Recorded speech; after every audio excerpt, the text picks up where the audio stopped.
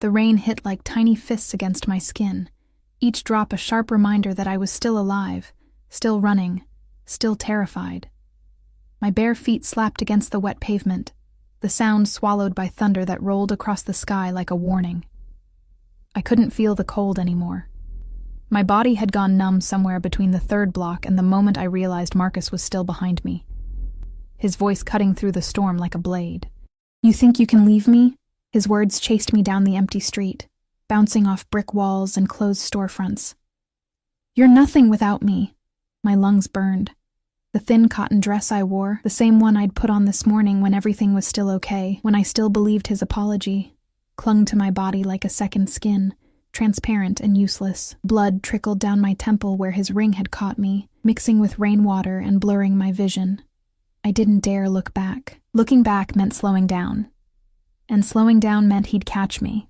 The street stretched endlessly before me, a corridor of darkness punctuated by the occasional streetlight that flickered and died. This part of downtown emptied after 9, when the offices closed and the restaurants shuttered their windows. I'd walked these blocks 100 times on my way home from my shift at the diner, always telling myself I was safe, always lying. My apartment was 10 blocks away. I'd never make it. A car turned the corner ahead, its headlights cutting through the rain like searchlights. Black. Sleek. Expensive in a way that didn't belong in this neighborhood. It moved slowly, deliberately, as if the driver had all the time in the world and no particular place to be. The engine purred, a sound I felt in my chest more than heard, and something about it made me think of a predator circling prey. Behind me, Marcus's footsteps grew louder. He was close now. So close I could hear his breathing, ragged and furious. The black car stopped at the corner, idling. Rain cascaded off its polished hood, and through the tinted windows, I saw nothing. Just my own reflection, a ghost of a girl with wild eyes and darker secrets written across her bruised skin. I didn't think. Thinking was a luxury I couldn't afford. I ran straight for the car, my feet sliding on the wet asphalt, and grabbed the back door handle. Locked. My heart dropped into my stomach, and I pounded on the window with my palm, the sound desperate and pathetic even to my own ears. "Please." The word tore from my throat. "Please let me in." For a moment, nothing happened. The car sat there, a fortress of metal and glass, and I stood in the rain like a fool, waiting to be caught. Marcus was 20 feet away now, maybe less. I could see his face in the glow of a street lamp, red with rage, twisted into something I no longer recognized. Then I heard it. A soft click, the door unlocking. I yanked it open and threw myself inside, pulling the door shut behind me with enough force to make the whole vehicle shudder. The interior smelled like leather and something else, cedar, maybe, or sandalwood. Dark and rich and expensive. The seats were butter-soft beneath my trembling body, and the sudden silence, broken only by the muted drum of rain against the roof, felt like stepping into another world. I pressed myself against the far door, gasping for air, my whole body shaking so violently I couldn't control it. Water dripped from my hair onto the pristine leather, forming small puddles that would probably stain. I should have cared. I didn't. "Drive." My voice came out broken, barely a whisper. "Please, just drive." That's when I noticed him. He sat in the shadows of the back seat, so still I hadn't registered his presence at first. The darkness seemed to cling to him like a cloak, and as my eyes adjusted, I made out the sharp line of his jaw, the slope of his shoulders, beneath what looked like an expensive suit. Even seated, I could tell he was tall, the kind of tall that made you feel small without trying. He didn't move, didn't speak, just watched me with eyes I couldn't quite see but could feel on my skin like a physical touch. Marcus appeared outside the window, his fist slamming against the glass. "Get out of the car." He yanked on the handle, but it was locked. "That's my girlfriend. Get out here, you stupid." The man beside me moved then, just slightly. He leaned forward, and a sliver of light from the street lamp caught his face. Sharp cheekbones, a mouth set in a hard line. Eyes so dark they looked black, fixed on Marcus with an expression that made my blood run cold. He didn't say a word. He didn't have to. Marcus stopped mid-sentence, his hand falling away from the door. I watched his face change, watched anger drain into something else. Recognition, maybe, or fear. He took a step back, then another, his eyes never leaving the man beside me. I didn't know. Marcus said, his voice suddenly smaller. I didn't know she was with you. With him? I wasn't with anyone. I'd just jumped into a stranger's car like a lunatic, and now Marcus was backing away like he'd seen a ghost. The man beside me finally spoke, his voice low and measured, each word dropping into the silence like a stone into still water. Drive. I wasn't sure who he was talking to until the car began to move, smooth and silent. A driver. I could see him now in the front seat, separated from us by a partition of dark glass. He hadn't said a word, hadn't asked questions. He just drove. I turned back to the window. Marcus stood in the rain, growing smaller as we pulled away, his figure dissolving into the darkness until he was gone. Relief flooded through me so suddenly I felt dizzy, and I realized I was crying, silent tears that mixed with the rainwater still dripping down my face. Thank you, I managed, my voice trembling. Thank you so much. I just need to get to... You're bleeding. I blinked, turning to look at him. He was staring at my temple, at the cut Marcus's ring had left. His expression hadn't changed, but something in his tone made me lift my hand to the wound. My fingers came away red. It's nothing, I said quickly. Just a scratch. If you could drop me at... Who was he? The question caught me off guard. I hesitated, my hand still pressed to my temple. My ex-boyfriend. We broke up tonight, and he didn't take it well. He hit you. It wasn't a question, and I didn't answer. What was there to say? Yes, he hit me. Yes, he'd been hitting me for months. I should have left sooner. But leaving was harder than staying, and staying was slowly killing me. The man leaned back against his seat, his eyes never leaving my face. What's your name? Emma. The lie came automatically. I'd learned not to give my real name to strangers, especially not after nights like this. Emma Williams. He smiled then, just a slight curve of his mouth that didn't reach his eyes. You're lying. My heart skipped. I'm not... The tremor in your voice when you said it, the way you looked down and to the left. You're lying. He tilted his head, studying me like I was a puzzle he was deciding whether to solve, but I'll let you keep your secrets, for now. The car turned onto a wider street, one lined with trees and elegant townhouses that cost more than I'd make in 10 lifetimes. I recognized this neighborhood from the magazines I'd flipped through during slow shifts at the diner, the kind of place where everyone had drivers and doormen, and lives so different from mine they might as well have been living on another planet. Where are we going? I asked, trying to keep the panic from my voice. Somewhere safe. I don't need safe. I need to go home. To the apartment where he knows you live? His voice remained calm, almost gentle, which somehow made it more unsettling. To the place he'll be waiting? He was right. And I hated that he was right. Marcus knew where I lived. He had a key. I'd given it to him back when I still thought love meant trust, when I believed his promises that he'd never hurt me again. I'll go to a friend's house, I said, though I had no friends left. Marcus had made sure of that, slowly cutting me off from everyone until it was just us, just him, just the cycle of apology and violence that I'd convinced myself was normal. You have no friends? Again, not a question. He read me like I was transparent, like every secret I'd ever kept was written across my skin in ink only he could see. No family nearby, no one to call. That's why you ran into a stranger's car instead of dialing for help. My phone. I'd left it on the kitchen counter when I ran, left it along with my shoes and my dignity and any illusion I'd had that I could fix him. I don't know who you are, I said, my voice steadier than I felt, but I appreciate the help, really. If you just let me out. Do you know what would have happened if I hadn't unlocked that door? He shifted slightly, and I caught the scent of him. Cedar, yes, but also something darker, like smoke and aged whiskey. He would have caught you. And then? I didn't answer because I didn't need to. We both knew what would have happened. I'd seen that look in Marcus's eyes before. The one that said he was past reason, past words, past anything but rage. The car stopped in front of a building that looked like it belonged in a movie. All glass and steel and understated elegance. The driver appeared at my door before I could process what was happening, holding an umbrella to shield me from the rain. I didn't move. "I can't go in there," I said. "You can." The man beside me finally moved, unfolding from his seat with a grace that seemed at odds with his size. He was tall. I'd been right about that. And the way he carried himself suggested he was used to people moving out of his way. "And you will. Why are you helping me?" He paused at the open door, rain misting in around the umbrella's edges. When he looked back at me, his expression was unreadable, but his eyes held something I couldn't name. Something that made my breath catch. "Because you ran," he said simply, "and because he should have let you go."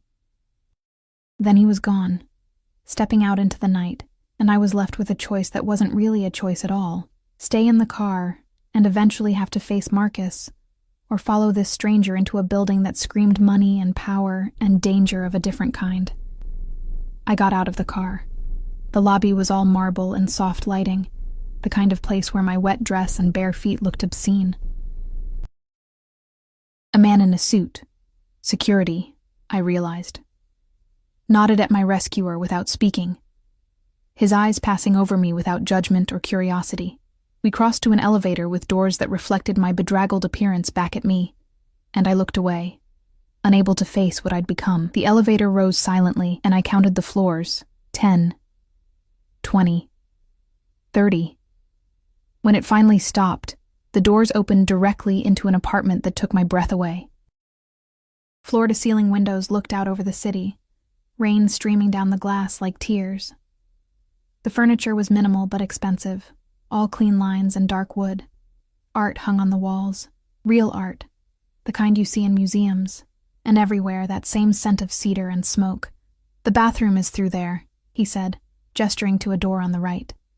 "You'll find clothes in the closet. They'll be too big, but they're clean and dry." I stood dripping on his hardwood floor, suddenly aware of how completely insane this situation was. "I don't even know your name." He turned to look at me, and in the soft light of his apartment, I finally got a clear view of him. Young, maybe 30, with dark hair and darker eyes and a face that belonged on magazine covers or movie screens. Handsome in a way that felt dangerous, like looking at something beautiful and wild and likely to bite. "Dante," he said. "My name is Dante." And as I stood there, dripping and bleeding and trying to understand how my life had gone from bad to catastrophic in the span of an hour, I made the second mistake of the night. I believed I was safe. The bathroom was larger than my entire apartment. I stood under the shower spray, watching pink-tinged water circle the drain as I scrubbed away the blood and rain and Marcus's fingerprints from my skin. The water was hot, almost too hot, but I couldn't bring myself to adjust it. The heat felt like punishment and absolution all at once, burning away the last few hours until I could almost pretend they hadn't happened. Almost.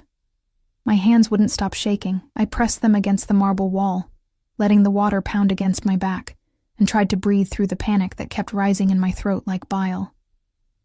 I'd escaped Marcus. That should have felt like victory. Instead, I just felt lost, unmoored from the only life I'd known, even if that life had been slowly destroying me. The clothes Dante mentioned were folded on the counter when I finally stepped out. A black t-shirt that hung to my knees and cotton pants I had to roll at the waist to keep from tripping. They smelled like expensive detergent and cedar, and when I caught my reflection in the mirror, I looked like a child playing dress-up in her father's closet. The cut on my temple had stopped bleeding, leaving an angry red line that would bruise by morning. I had others. Fingerprint shadows on my upper arms, a darker mark on my ribs where Marcus had shoved me into the kitchen counter. They'd fade eventually. They always did.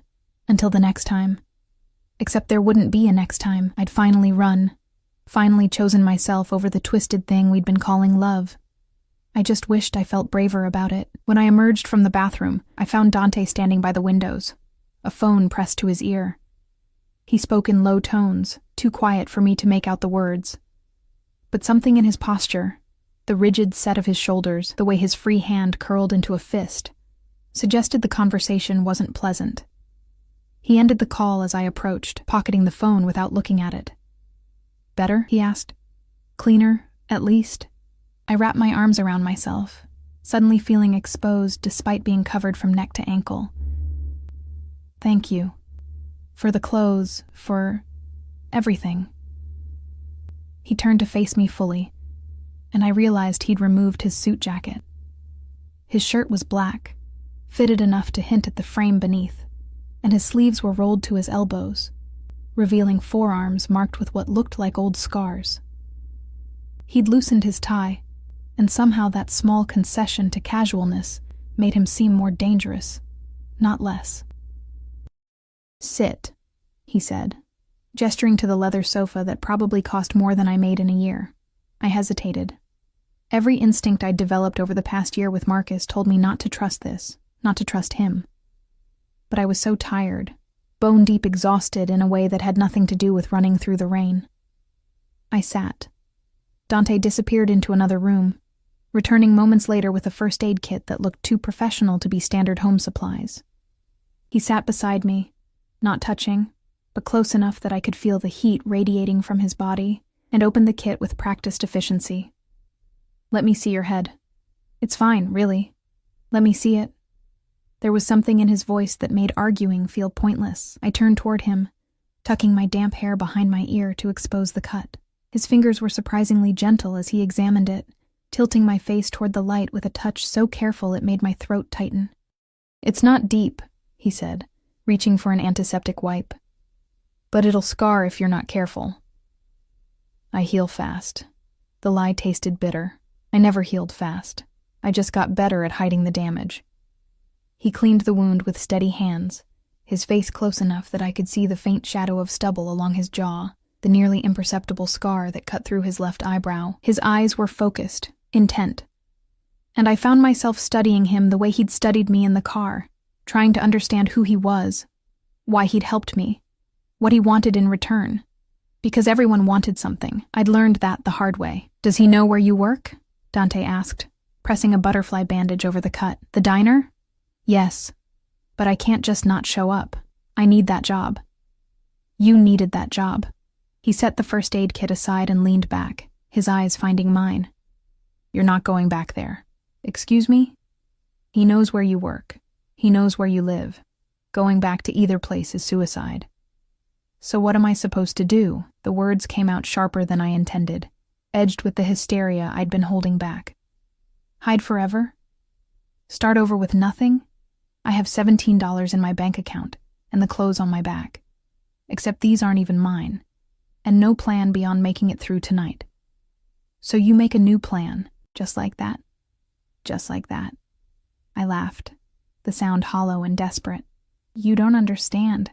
I can't just disappear. I have rent due next week, and my supervisor will fire me if I don't call in. And Marcus will find me. He always finds me. Not this time. The certainty in his voice should have been comforting. Instead, it sent ice down my spine. How can you possibly know that? Dante was quiet for a long moment, his eyes never leaving mine. When he finally spoke, his voice was soft, almost gentle. Because men like him are cowards. They only hurt people who can't hurt them back. And now you're somewhere he can't reach you. Here? With you? Yes. For how long? A night? 2?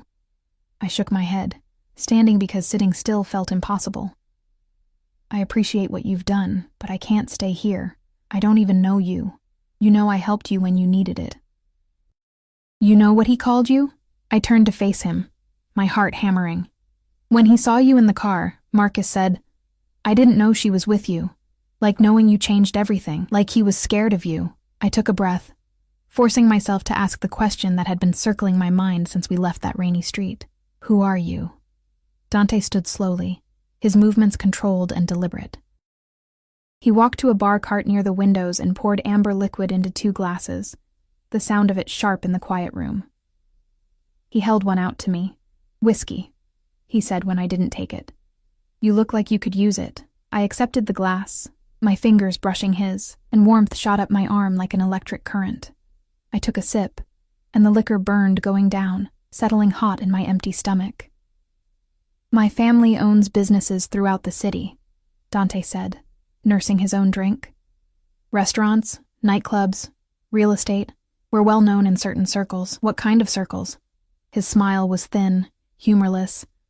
The kind where people like your ex know better than to cause problems. Understanding clicked into place, cold and certain. The expensive car, the driver who never spoke. The way Marcus had backed away like Dante was radioactive. The apartment that screamed wealth but felt more like a fortress. I couldn't finish the sentence. Saying it out loud felt too dangerous, like invoking something I couldn't take back. I'm someone who can keep you safe, Dante said, which wasn't an answer, but also told me everything I needed to know. I should have left right then, should have thanked him, walked out the door, and taken my chances with Marcus, and the streets, and whatever came next. But my feet stayed planted on his expensive hardwood floor, and I took another sip of whiskey instead. Why? The question came out as a whisper. Why would you help me? You don't know me. Dante moved closer, closing the distance between us with 2 measured steps. He was tall enough that I had to tilt my head back to meet his eyes, and something about the angle made me feel even smaller, more vulnerable. I saw you running, he said. Saw the fear in your eyes, the way you pounded on my window like it was your last chance, and I thought... He paused, his jaw tightening. I thought about my mother. The admission hung between us, raw and unexpected. Your mother? She ran once, too, when I was 8 years old. His voice remained steady, but his eyes had gone somewhere else, somewhere dark. My father found her. She never ran again. I'm sorry. Don't be. He drained his glass in one swallow, setting it down with a sharp click. It taught me something important, that women who run deserve to get away, and men who chase them deserve whatever comes next. The promise in those words should have terrified me. Instead, I felt something unfurl in my chest, something dangerous that felt almost like hope. Stay, Dante said, and it wasn't quite an order, but wasn't quite a request either. Give yourself time to figure out what comes next. You'll be safe here. For how long? As long as you need. It was insane. All of it. Agreeing to stay with a stranger who was clearly involved in things I didn't want to understand, accepting help that would undoubtedly come with a price, believing that safety existed anywhere when I'd spent a year learning it didn't. But the alternative was going back out into the rain, back to an apartment Marcus had keys to, back to a life that had been slowly suffocating me. Okay, I heard myself say. Just for tonight. Tomorrow I'll figure something out. Dante's expression didn't change, but something flickered in his eyes. Satisfaction, maybe, or triumph. The guest room is down the hall, second door on the right. There are clothes in the dresser, toiletries in the bathroom. Help yourself to anything you need. What about you? Where will you sleep? I have business to attend to. He was already reaching for his phone, his attention shifting away from me with the ease of someone used to managing multiple priorities. I'll be gone most of the night. The doors are locked. Don't open them for anyone. Don't answer the phone if it rings, and if you need anything. He paused, then seemed to decide against whatever he was going to say. You won't need anything. Sleep. He was halfway to the door when I found my voice again. Dante? He stopped, looking back. Thank you. Really? I don't know what would have happened if... Yes, you do. His voice was flat, matter of fact. You know exactly what would have happened. That's why you're here. Then he was gone. The elevator doors closing behind him. And I was alone in a stranger's apartment wearing a stranger's clothes, with nothing but $17 and a rapidly fading sense that any of this was real. I found the guest room easily. It was pristine, untouched, like a hotel room waiting for a guest who never arrived. The bed was enormous, covered in soft gray linens that probably had a thread count I couldn't pronounce. I crawled under the covers fully clothed, too exhausted to care about propriety. Sleep should have been impossible. My mind should have been racing, cataloging all the ways this situation could go wrong, planning my escape route, questioning every decision that had led me here. Instead, I sank into the mattress like a stone into deep water, and for the first time in longer than I could remember, I felt something that almost resembled peace. I didn't hear Dante return in the early hours of morning, didn't hear his footsteps in the hallway, or the quiet sound of his door closing, but sometime before dawn, I woke to find an extra blanket draped over me, and a glass of water on the nightstand that hadn't been there before. And despite everything, despite the danger and the questions and the certainty that I was making another terrible mistake, I pulled the blanket closer and let myself believe, just for a moment, that I really was safe. Morning arrived through floor-to-ceiling windows, sunlight spilling across the guest room in golden streams that made everything look softer than it had any right to be. I woke slowly, my mind sluggish and confused, expecting to find myself in my cramped apartment with its water-stained ceiling and the sound of traffic bleeding through thin walls. Instead, I found luxury, silence, safety. The memories crashed back all at once. Marcus, the rain, Dante's car, this impossible apartment that felt more like a dream than reality. I sat up, my borrowed clothes twisted around my body, and pressed my fingers to my temple. The cut was still there, tender under the butterfly bandage, proof that last night had actually happened. The apartment was quiet. I padded barefoot down the hallway, half expecting to find Dante waiting in the living room with questions I didn't know how to answer. But the space was empty, pristine in the morning light, no sign anyone lived here at all, except for a note on the kitchen counter, written in sharp, precise handwriting. There's food in the refrigerator, coffee in the machine. Press the button on the left. I'll be back this afternoon. Don't leave. Don't leave, like I was a prisoner or a guest or something in between. I made coffee because I didn't know what else to do, watching the dark liquid drip into a cup that probably cost more than my weekly paycheck. The refrigerator was stocked with things I never bought for myself: fresh fruit, expensive cheeses, bread from a bakery that didn't price their items because if you had to ask, you couldn't afford it anyway. I ate standing at the counter, feeling like an intruder in someone else's life. Through the windows, the city stretched out below me, a maze of buildings and streets and people living their normal lives, oblivious to the fact that mine had shattered into pieces I didn't know how to put back together. My phone was gone. My apartment keys were gone. My shoes, my purse, my entire life as I'd known it. All of it abandoned in that kitchen when I ran. I had nothing except borrowed clothes and a stranger's charity, and the weight of that dependency sat heavy in my chest. I needed to call work, needed to tell them something, anything, to explain why I wouldn't be coming in for my shift. But Dante's instructions had been clear. Don't answer the phone, don't open the door, don't leave. The hours crawled by with excruciating slowness. I explored the apartment because staying in one place felt impossible, opening doors to find rooms that looked barely used. A home office with a desk that held nothing but a laptop and a single pen. Another guest room. A library with leather-bound books that looked more decorative than read. And then, Dante's bedroom. I knew I shouldn't enter, knew it was a violation of whatever unspoken agreement we'd made when I'd accepted his help, but my hand was already on the doorknob, already pushing it open, and I told myself I was just curious, just trying to understand who this man was and why he'd chosen to help me. The room was dark despite the afternoon sun, blackout curtains keeping the light at bay.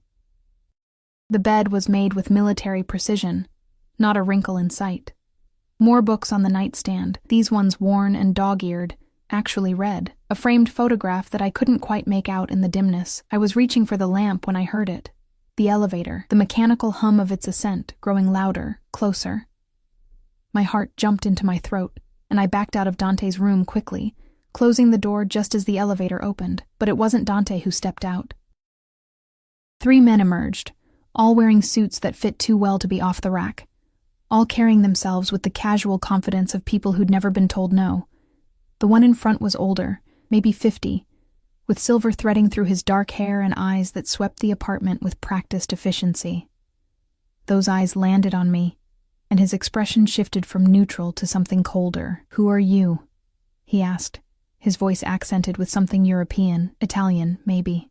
I couldn't speak. Couldn't move. I just stood there in the hallway wearing Dante's clothes, looking like exactly what I was, an intruder who didn't belong. "I asked you a question."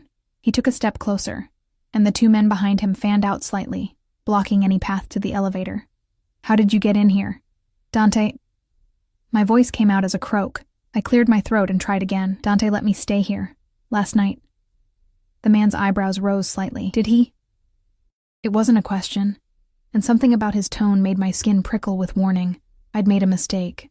A huge one. These men knew Dante, but that didn't mean I was safe with them. I should go, I said, taking a step backward. You'll just stay right there. The man pulled out his phone, pressing a single button. The call connected immediately, and he spoke without preamble. We have a situation at your apartment. A girl says you let her stay here. I couldn't hear Dante's response, but I watched the man's face carefully, trying to read what was being said in the tightening of his jaw, the slight narrowing of his eyes. Understood, he said finally, ending the call. He studied me for a long moment, his expression unreadable. Dante will be here in 10 minutes. Sit down. Don't move. Don't speak unless spoken to. It wasn't a suggestion. I sat on the edge of the leather sofa, my hands folded in my lap to hide their trembling, while the 3 men positioned themselves around the room like sentries. None of them spoke. None of them even looked at me directly.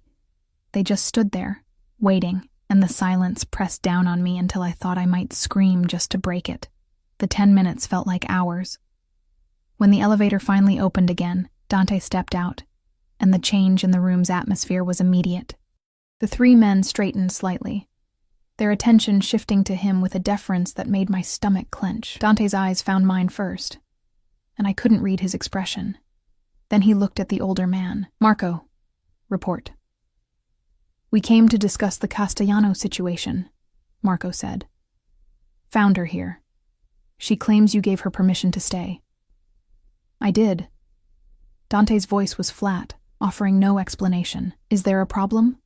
You know the rules about bringing outsiders to this location. I know the rules I made. Dante moved past Marco without breaking stride, his presence commanding attention without demanding it. The girl stays. Are we clear? Marco's jaw tightened, but he nodded. Clear. Good. Now tell me about Castellano. They moved to the far side of the room, speaking in low tones I couldn't quite hear. I caught fragments. Shipment, delays, someone named Luca, who'd apparently made a costly mistake. The words meant nothing to me, but the tension in their postures spoke volumes. I stayed frozen on the sofa, feeling like a child who'd stumbled into an adult conversation she wasn't meant to witness. Every instinct screamed at me to leave, to run while I still could. But Dante's earlier words echoed in my mind. Don't leave. The meeting lasted 20 minutes. When it was over, the 3 men filed back into the elevator without another glance in my direction, and I was alone with Dante again. He stood by the windows, his back to me, silent. I'm sorry, I said into the quiet. I didn't know anyone would come. I should have. You should have what? He turned to face me, and his expression was harder than I'd seen it. Hidden? Lied about why you were here? Told them I kidnapped you? No. They think you're my mistress. He said it bluntly, without inflection. A woman I'm keeping here for my convenience. Do you understand what that means? Heat flooded my face. I'll tell them that's not. You'll tell them nothing. He crossed the room in 3 long strides, stopping close enough that I had to crane my neck to look at him. This is my world, not yours. In my world, women don't stay in men's apartments without reason, and the reason they'll assume is the only one that keeps you safe. Safe from what? From questions I don't want to answer. From attention you don't want. From complications that could get us both killed. He ran a hand through his hair, a gesture that seemed at odds with his usual control. I brought you here to protect you, but there are limits to what I can do without raising suspicions. Then let me go. The words tumbled out before I could stop them. Let me leave and you won't have to explain anything. And where will you go? Back to Marcus? Back to that apartment where he's probably waiting? I'll figure something out. I always do. No. The single word was final, absolute. You'll stay here until I can arrange something more permanent. You can't just keep me here like a what? His voice dropped lower, dangerous. Like someone under my protection? Like someone I've claimed responsibility for? He leaned down, bringing his face level with mine, and I could see the storm brewing in his dark eyes. You came to me, remember? You pounded on my window and begged me to save you. And I did. Now you're mine to protect, whether you like it or not. Mine. The word hung between us, weighted with implications I didn't want to examine. I'm not yours, I said, but my voice shook, betraying me. I'm not anyone's. You were his. Dante straightened, putting distance between us again. You let him hit you, control you, isolate you from everyone who cared about you. You belonged to him in every way that mattered. At least here, you're safe. The truth of it cut deeper than any of Marcus's blows. I had belonged to him, my time, my choices, my body. I'd given him everything until there was nothing left to give, and then he'd taken more anyway. That's different, I whispered. Is it? Dante's expression softened slightly, and when he spoke again, his voice was gentler. I'm not him. I won't hurt you, but I also won't let you walk out of here unprepared and unprotected. Not while he's still looking for you. How do you know he's looking? Because men like him always do. He moved to the bar cart, pouring himself a drink even though it was barely past 3 in the afternoon. They see women as possessions to be reclaimed, not people with the right to leave, and they don't stop until they either get what they want or something stops them. And you're going to stop him, if necessary? He downed the whiskey in one swallow. But first, you need to understand the situation you're in. Those men who were here, they're part of my organization, my family. And now they think you're important to me. But I'm not. Something flickered across his face, too quick for me to identify. No, you're not.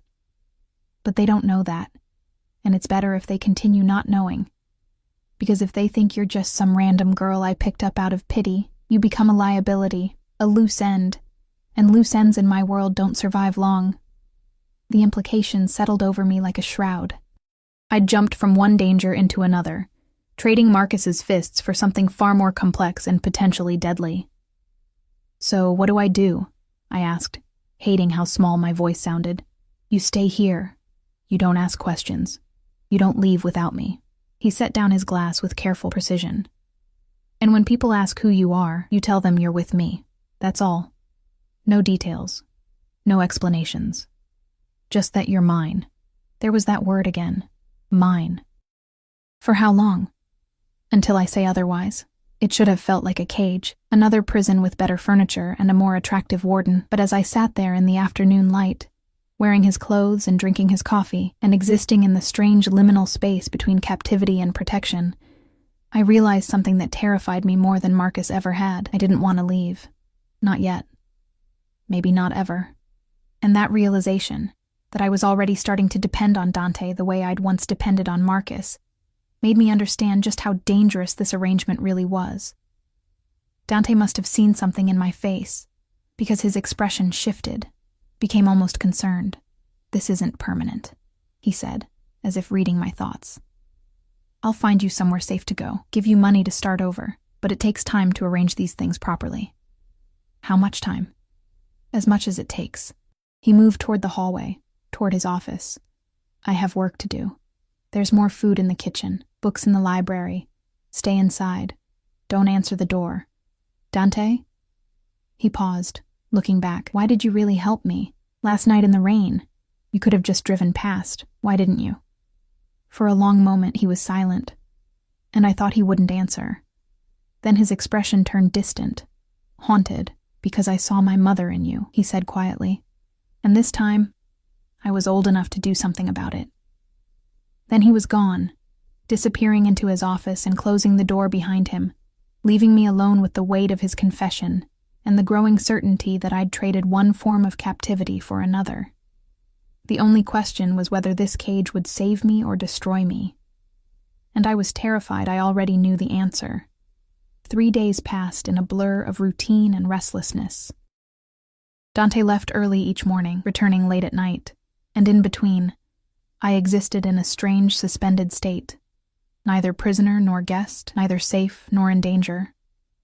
The apartment became familiar in the way that beautiful cages do, each luxury a reminder of how far I was from my own life. On the 4th morning, I woke to find him sitting in the living room, still wearing yesterday's clothes, his tie loosened, and his eyes red-rimmed with exhaustion. A laptop sat open on the coffee table, casting blue light across his features, and he didn't look up when I entered. You're still here, I said, more observation than question. Needed to finish something. His voice was rough, unused. He closed the laptop with a soft click and finally met my eyes. Did I wake you? No. I couldn't sleep anyway. I moved to the kitchen, going through the now familiar motions of making coffee. Want some? Please. I made 2 cups, black for him because I'd noticed he never added anything, and brought them to the living room. He accepted his with a nod of thanks, and I sat in the chair across from him, maintaining the careful distance we'd established over the past few days. I need to ask you something, Dante said after a long silence. And I need you to answer honestly. My stomach tightened. Okay. Your ex, Marcus, what did he do for work? The question caught me off guard. He worked at a garage. Auto repair. Why? Which garage? Sal's, over on 14th Street. Dante, what's this about? He took a sip of coffee, his expression unreadable. Marcus Rivera, 27 years old, works at Sal's Auto Repair, lives at 432 Morrison Street, apartment 2B. He paused, watching my reaction. He also has a record, 2 assault charges, both pleaded down. 1 restraining order from an ex-girlfriend that expired last year. And he's been asking around about you. Ice flooded my veins. How do you know all this? Because I had him investigated. He said it matter-of-factly, as if having someone's entire life researched was perfectly normal. I needed to know what we're dealing with. We're not dealing with anything. This is my problem, not yours. It became mine when you got into my car. He leaned forward, elbows on his knees, his gaze intense. He's been to your apartment 4 times since that night, broke your door when you didn't answer. Your landlord called the police, but Marcus was gone by the time they arrived. He's also been to the diner every day, harassing your coworkers, demanding to know where you are. My hands shook around the coffee cup. Did he hurt anyone? Not yet, but he's escalating. Yesterday he followed one of your coworkers home. A girl named Sophie. Sophie. Sweet, 20-year-old Sophie who'd started at the diner last month and looked up to me like an older sister. The thought of Marcus anywhere near her made me nauseous. I have to go back, I said, standing abruptly. I have to tell him to leave them alone. That this isn't their fault. Sit down. Dante's voice wasn't loud, but it carried an authority that made me freeze. You're not going anywhere near him. He's going to hurt someone because of me. He's going to hurt someone because he's violent and unstable, and that's not your fault. Dante stood as well, closing the distance between us. This is what abusers do. They isolate you, then make you responsible for their actions. Don't fall for it. You don't understand. I understand perfectly. His jaw tightened. My father used the same tactics on my mother. Made her believe that everything he did was somehow her fault, that if she just tried harder, loved him better, didn't make him angry, he'd stop. But men like that never stop. Not until someone stops them. The pain in his voice was raw, barely concealed beneath the surface. I'd wondered about his mother since that first night, but I'd been too afraid to ask. What happened to her? I asked softly. She died when I was 12. He turned away, moving back to the windows. Car accident. At least that's what the official report said. But I was old enough by then to understand that accidents in my family's world are rarely accidental. Your father? Had her killed when she tried to leave him for good.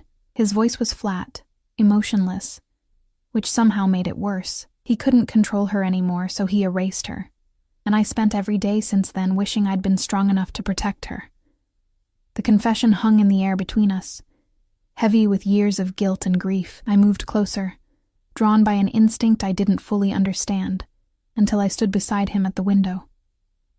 You were 12, I said. You couldn't have stopped him. I know. Logically, I know that. He glanced at me, and the vulnerability in his eyes made my chest ache. But logic doesn't make it hurt less. It doesn't change the fact that she died afraid and alone, because no one saved her. Is that why you saved me? To make up for not saving her? Maybe. He turned to face me fully. Or maybe I just couldn't drive past another woman running for her life. Does the reason matter? It might. Why? Because I needed to know if I was a person to him, or just a proxy for his dead mother. Because I needed to understand if this protective instinct came from care or guilt. Because somewhere in the past 4 days, I'd started to see him as more than just my rescuer, and that terrified me more than Marcus ever had. But I couldn't say any of that, so I just shook my head. Never mind. Dante studied me for a long moment, and I had the unsettling feeling he saw right through me. Then his phone buzzed, breaking the moment. He pulled it from his pocket, his expression darkening as he read the screen. "I have to go," he said, already moving toward the elevator. "Don't leave. Don't open the door. I'll be back by tonight." "Dante, wait." But the elevator doors were already closing, and I was alone again. The day stretched endlessly. I tried to read, tried to distract myself with television, tried everything to stop thinking about Marcus terrorizing my coworkers and Dante out there, doing God knows what in his mysterious world. By the time afternoon bled into evening, I was pacing the apartment like a caged animal. When the elevator opened just after 7, I practically ran to it, expecting Dante. It wasn't Dante. Marco stepped out, followed by a woman I'd never seen before. Tall and elegant, with sharp cheekbones and eyes that assessed me with cold calculation. She wore a dress that probably cost more than my car, and diamonds glittered at her throat and wrists. "So you're the stray Dante picked up," she said, her accent matching Marco's. Italian, definitely. Her voice carried the kind of cultured disdain that money and breeding produced. I took an involuntary step back. He's not here. "I know where my nephew is." She moved into the apartment like she owned it, trailing her fingers over furniture, examining everything with a critical eye. "I came to see you." "Why?" "To understand what's so special about you that Dante would break protocol." She turned to face me, and her beauty was almost painful. The kind of perfect features that belonged in old paintings or marble sculptures. "He doesn't bring women here, ever. This apartment is sacred space, yet here you are, wearing his clothes, drinking his coffee, living in his sanctuary like you belong." "I don't belong here," I said quickly. "I'm just staying until what? Until he finds you a new apartment, gives you money to start over?" She laughed, the sound cold and sharp. "That's what he told you?" "Yes." "And you believed him?" I didn't answer, which was answer enough. She circled me slowly, like a predator evaluating prey. "Let me tell you how this ends, girl. Dante gets bored. Dante moves on. And you either accept whatever crumbs he offers and disappear quietly, or you become a problem. And problems in our world have a very short life expectancy. I'm not trying to be a problem. No one ever is." She stopped in front of me, close enough that I could smell her perfume. Something expensive and floral that made me think of funeral bouquets. "But you are one, simply by being here. My nephew has enemies, rivals who would love to exploit any weakness. And you, my dear, are a glaring weakness. Then I'll leave. Too late for that. You've been seen. My men know about you. Word spreads fast in our circles." Her smile was sharp as broken glass. "The only question now is whether you're smart enough to play the role Dante's assigned you, or foolish enough to complicate things." "What role?" "His mistress. His possession. The woman he's claimed." She tilted her head, studying me. "Can you do that? Can you smile and nod and pretend to be madly in love with a man you barely know? Can you convince his enemies that you're important enough to him that touching you would mean war?" My throat felt tight. "I don't know how to do any of that." "Then learn quickly." She moved toward the elevator, Marco falling into step behind her. "Because if you can't convince them you're valuable to Dante, they'll see you for what you really are, a liability, and liabilities get eliminated." "Wait." But they were gone, the elevator descending, leaving me alone with the weight of her warning and the growing certainty that I'd stumbled into something far more dangerous than I'd imagined. When Dante returned 3 hours later, I was still standing by the windows, watching the city lights blur through tears I refused to let fall. "What happened?" He was at my side immediately, his hand cupping my face, tilting it toward him. "Did someone come here? Did someone hurt you?" "Your aunt was here." My voice came out steadier than I felt. "She wanted to meet the stray you picked up." Dante's expression went cold. "What did she say to you?" "The truth. That I'm a weakness. a liability, that your enemies will use me against you if they get the chance. I pulled away from his touch, wrapping my arms around myself. She's right, isn't she? I've put you in danger just by being here. My aunt is a manipulative woman who spent her entire life playing power games. He caught my arm, turning me back to face him. Don't let her get in your head, but she's not wrong. I am a weakness, and I don't know how to be what you need me to be. What do you think I need you to be? Convincing? Strong? Someone who looks like they belong in your world. I gestured at myself, at the borrowed clothes and bare feet, and face scrubbed clean of makeup. I'm none of those things. I'm just a waitress who ran from her abusive boyfriend. I don't know how to play these games. Good. The word surprised me.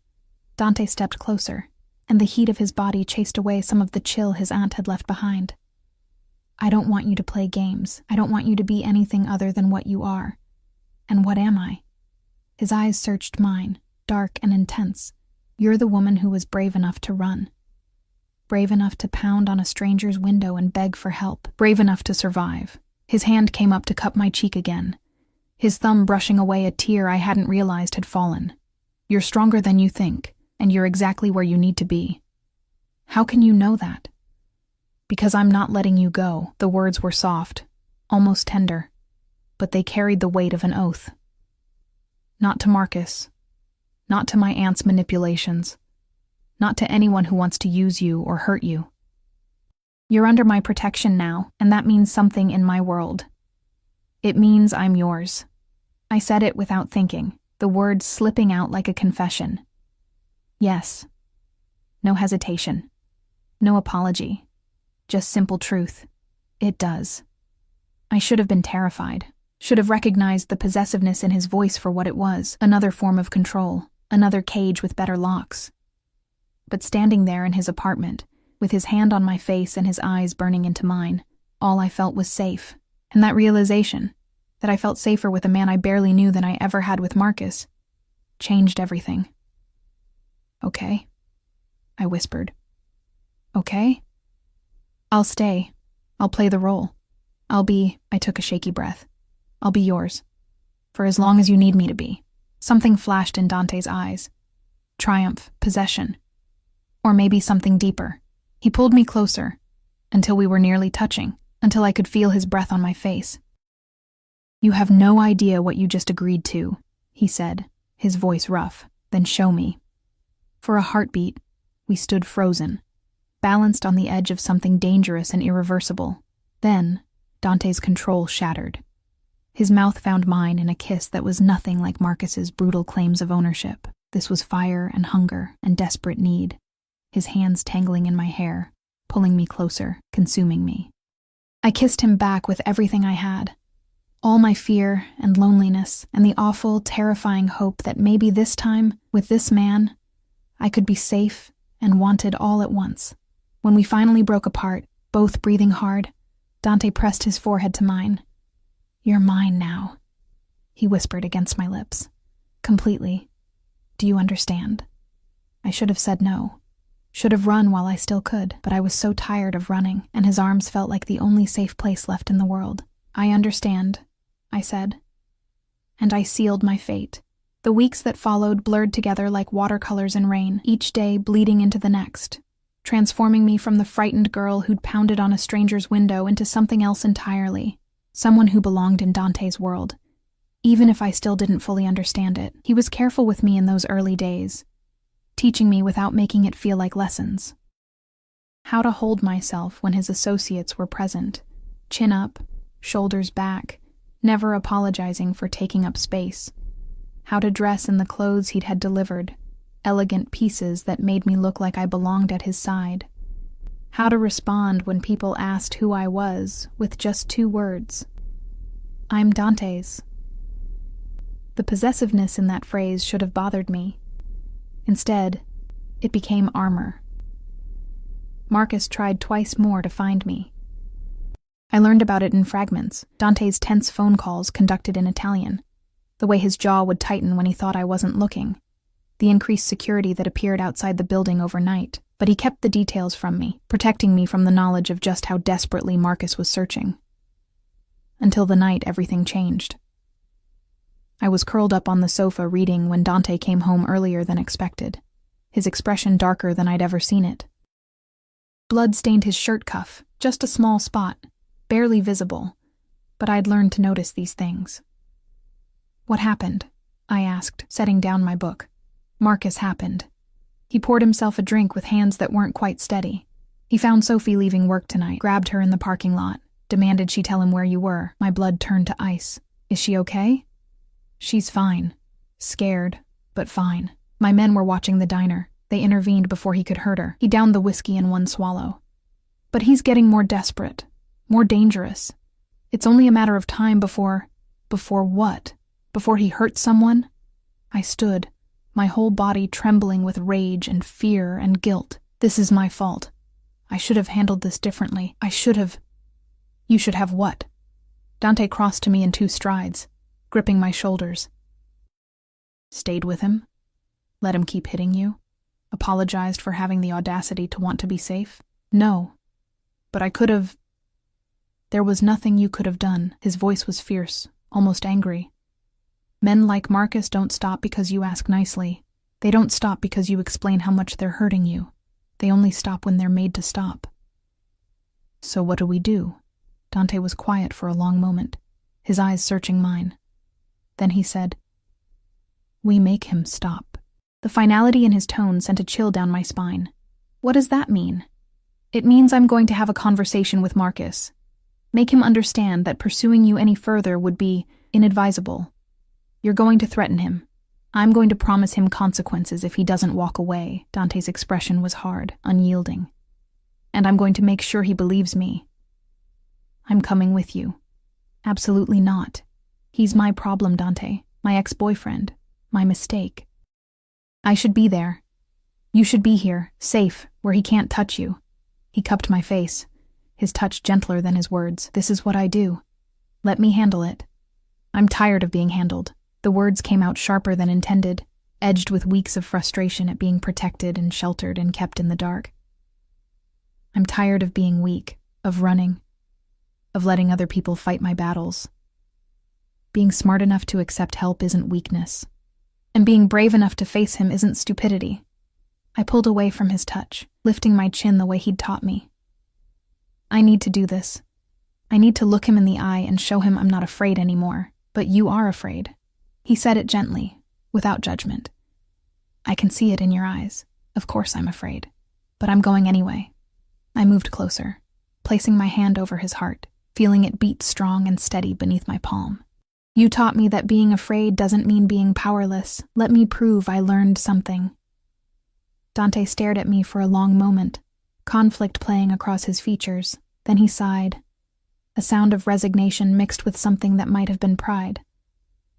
"If you come, you follow my lead," he said. "You don't speak unless I tell you to. You don't move unless I say so. And if anything goes wrong, you run. Understood?" "Understood. I mean it. You run, and you don't look back." "I won't need to run. You'll be there." His expression softened slightly. "Such faith in me. You've earned it." He pulled me close, pressing a kiss to my forehead that felt like a benediction and a promise. "You're braver than you know," he murmured against my skin, "and more stubborn than I anticipated." "Is that a complaint?" "It's an observation." He pulled back, his eyes meeting mine. "Get dressed. Something that makes you feel powerful. We leave in an hour." The warehouse was exactly the kind of place I'd imagined when I thought about Dante's world. All exposed brick and shadows, located in a part of town where police sirens were background noise, and people knew better than to ask questions. 2 black cars sat outside, their engines running, and men in dark suits flanked the entrance like sentries. Marco waited by the door, his expression grim when he saw me. "Is this wise?" he asked Dante in Italian, though I'd picked up enough by now to understand. "No," Dante replied in English, his hand firm on my lower back, but she insisted. "The girl has courage," Marco said, switching to English as well. "Or stupidity. Time will tell which." "Both, probably," I said, surprised by the steadiness of my own voice. Marco's eyebrows rose slightly, and something that might have been approval flickered in his eyes. He's inside. Bound but unharmed. For now. My heart hammered against my ribs as we entered the warehouse. The main floor was mostly empty except for a single chair in the center. Harsh overhead lights creating a spotlight effect. And in that chair, hands bound behind him, was Marcus. He looked smaller than I remembered, diminished. His face was bruised. Someone had hit him, though not badly enough to do real damage. When he saw me, his eyes widened, then narrowed with familiar rage. You, he spat. You did this. You brought these thugs after me. I didn't bring anyone after you. My voice echoed in the cavernous space. You did that yourself when you wouldn't let me go. Let you go? He struggled against his bonds. You're mine. You don't just leave. She's not yours. Dante's voice cut through Marcus's rant like a blade. She never was. Marcus's attention shifted to Dante, and I saw fear flash across his face before anger covered it. Who the hell are you? I'm the man who's going to explain your new reality. Dante moved forward with predatory grace, circling Marcus like a shark. You're going to stop looking for her, stop going to her workplace, stop harassing her friends. You're going to forget she exists. Or what? You'll kill me? Marcus tried for bravado, but his voice shook. I'm not afraid of you. You should be. Dante stopped directly in front of him, leaning down until they were eye level. But I'm not going to kill you. That would be too easy. Too quick. Instead, I'm going to make you a promise. He pulled out his phone, swiping through until he found what he was looking for, then turned the screen toward Marcus. I couldn't see what it showed, but I watched Marcus's face drain of color. That's your mother's house, Dante said conversationally. Your sister lives there too, doesn't she? With her 2 kids? Beautiful family. You stay away from them, Marcus growled. They have nothing to do with this. Neither did Sophie. But that didn't stop you from grabbing her in a parking lot. Dante pocketed his phone. So here's how this works. If you ever, and I mean ever, contact her again, look for her again, even think about her in a way I don't like, your family will pay the price. Do I make myself clear? You can't. I can. And I will. Dante's voice dropped to something cold and deadly. I have people watching your mother's house right now. Watching your sister's kids walk to school. One word from me, and they become collateral damage in your vendetta against a woman who just wanted to be free of you. It was a bluff. It had to be. Dante wouldn't really hurt innocent people, would he? But looking at his face, at the absolute conviction in his expression, even I couldn't be sure. Marcus must have seen the same thing because his resistance crumbled. Okay, he said, the word barely audible. Okay. I'll leave her alone. You'll do more than that. Dante gestured, and Marco stepped forward with a piece of paper and a pen. You're going to sign a statement confessing to domestic violence. Names, dates, details. Everything you did to her over the past year. That's insurance, Dante continued. If you ever break our agreement, this statement goes to the police. You'll lose your job, your freedom, and whatever's left of your reputation. Understand? Marcus stared at the paper, his jaw working. For a moment, I thought he might refuse. Then he looked at me, really looked at me, and whatever he saw in my face made his shoulders slump in defeat. Fine, he muttered. Give me the damn pen. Marco unbound one of his hands, and Marcus signed the statement with jerky, angry movements. When he was finished, Marco took the paper and stepped back, and Dante turned to me. Do you have anything you want to say to him? I stepped forward, my legs steadier than I'd expected. Marcus looked up at me, and I saw it. The moment he realized he'd lost. That I was no longer the frightened girl he could control with his fists and his words. I forgave you so many times, I said quietly. Every time you said you were sorry.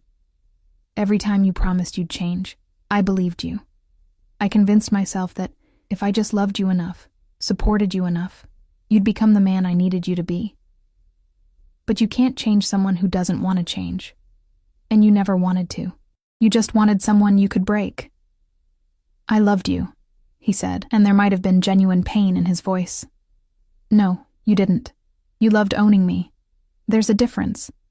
I took a breath, feeling something heavy lift from my chest. I hope you get help. I hope you learn to be better, but I'm done sacrificing myself trying to save you. Goodbye, Marcus. I turned away, and Dante's hand found mine, squeezing gently. Together, we walked toward the exit, leaving Marcus bound to that chair in his pool of harsh light. You're just going to leave me here, Marcus called after us. Someone will untie you in an hour, Dante said without looking back. Use that time to think about the choice you're making. Because if I ever see you again, it won't be in a warehouse. It'll be in a morgue. The threat hung in the air as we stepped outside, and I sucked in deep breaths of cool night air, feeling like I'd been holding my breath for months and could finally exhale. Are you okay? Dante asked once we were in the car, his driver pulling away from the warehouse. I don't know. I stared at my hands, watching them tremble. That was either the bravest or stupidest thing I've ever done. It was necessary. He pulled me close, and I let myself collapse against him, feeling the adrenaline drain away, leaving exhaustion in its wake. You needed to see him powerless, needed to take back control. Did you mean it? About his family? No. The admission came without hesitation. I would never hurt innocent people, but he doesn't know that. Fear of consequences is often more effective than the consequences themselves. I tilted my head to look at him. You're a complicated man, Dante. And you're a stubborn woman who's making my life infinitely more complicated. But he smiled as he said it, pressing a kiss to my temple. What am I going to do with you? Keep me? The words came out smaller than intended, vulnerable in a way that terrified me. His arms tightened around me. Always. The months that followed were the strangest, most beautiful of my life. I moved from being Dante's protected guest to something more. His partner, his confidant, the woman who stood at his side at dinners and meetings and made his associates believe I belonged there. Because somewhere along the way, I started to believe it myself. I enrolled in online classes, studying business management because Dante insisted I needed goals beyond him. He hired a therapist who specialized in trauma and abuse, and I spent painful hours unpacking what Marcus had done to me and learning that survival wasn't the same as healing. I reconnected with Sophie, who'd been terrified but ultimately unharmed, and slowly rebuilt the friendships Marcus had destroyed.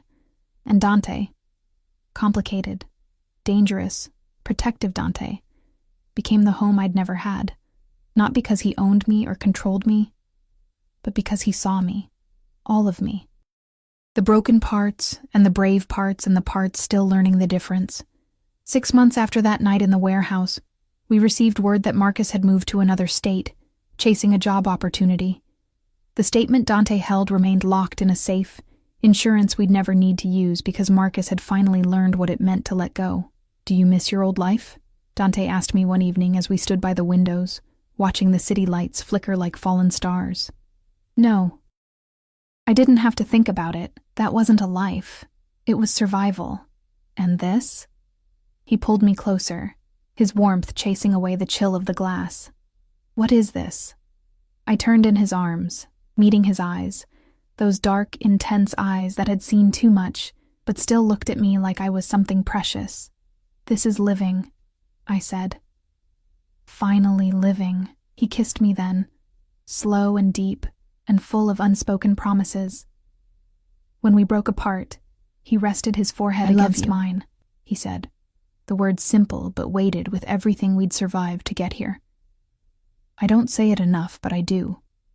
You're not just under my protection anymore, you're in my heart. Tears pricked my eyes, happy ones this time, free of fear and pain. I love you too. Even though you're bossy and overprotective and slightly terrifying. Only slightly? I'm being generous. He laughed, the sound rich and warm, and I realized I'd never heard him laugh before that moment. We'd had smiles, touches, passionate nights, and quiet mornings. But laughter, pure, unguarded joy, was new. Maybe that's what healing looked like, not the absence of scars, but the ability to feel happiness despite them. Dante's aunt had been wrong about one thing. I wasn't a weakness. Together, we were stronger than either of us had been alone. He taught me to be brave, and I taught him it was okay to be soft. He gave me safety, and I gave him someone worth protecting, not out of obligation, but out of love. The girl who'd run through the rain that night was gone, transformed into a woman who knew her worth and refused to settle for anything less than being cherished. And the man who'd unlocked his car door for a desperate stranger had found something he hadn't known he was looking for, someone who saw past the danger to the heart beneath. We stood there as the city glittered below us, two people who'd found each other in darkness and chosen to build something bright. Marcus was a ghost from a life I'd left behind. The fear was gone. The running was over. I was home. And home, I'd learned, wasn't a place. It was standing in Dante's arms, safe and loved, and finally, beautifully free. The rain had washed away the girl I'd been. What remained was the woman I was always meant to become, stronger, braver, and entirely, irrevocably his. Just as he was mine,